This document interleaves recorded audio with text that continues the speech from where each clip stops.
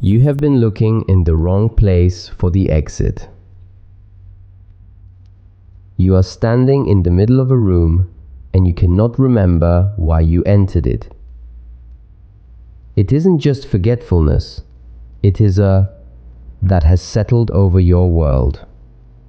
The music you used to love sounds like tin. The goals you used to chase feel like children's toys left out in the rain. There is a profound realization that no one tells you about this state of being. A truth hidden beneath the exhaustion. We are taught to believe that our despair is a malfunction, a broken gear in the machine of a productive life. But what if this weight is actually an invitation? What if the emptiness you feel isn't a sign that you are failing at life, but a sign that you have finally seen through of it? Tonight, I want to share a perspective that changes the very chemistry of your pain. A way to look into the silent universe and find something that isn't just hope, but power. The philosophy, the rebel in the void. To understand this hidden path, we must look to the man who found joy in the heart of the wreckage. Albert Camus. Camus didn't offer toxic positivity. He didn't ask you to smile through the gray. Instead, he introduced us to the concept of the absurd. The absurd is the friction between our human heart, which desperately craves meaning, and a universe that remains stubbornly, hauntingly silent. Most people tell you to ignore that silence. They tell you to fill it with noise, with shopping, with scrolling. But Camus suggests that we become a rebel in the void. He reminds us of Sisyphus, the man condemned to roll a boulder up a mountain for eternity, only for it to roll back down the moment it reaches the peak. When you are depressed, your life feels like that boulder. Every morning is a heavy weight you must push.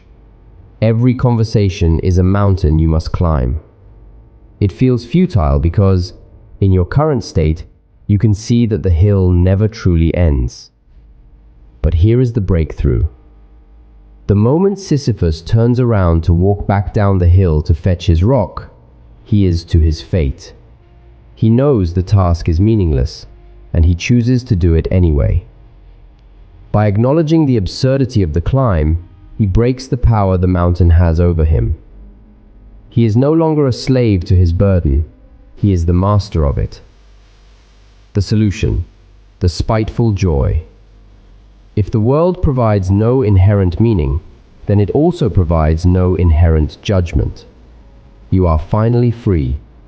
And from that freedom, we build what I call the spiteful joy. Spiteful joy is not about being happy. It is about living well as a way to the darkness.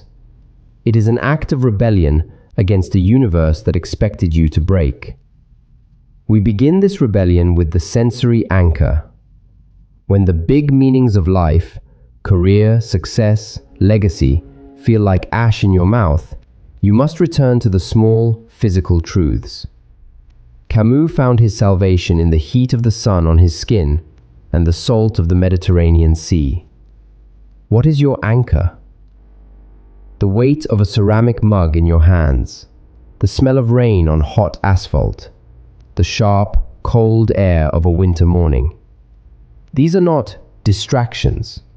They are the only things that are real. Next, we move to the act of defiance. In the landscape of depression, the smallest actions are the greatest victories.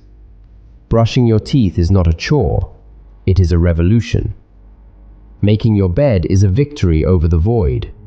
Choosing to stay, choosing to breathe, choosing to seek out one beautiful thing today, these are acts of war.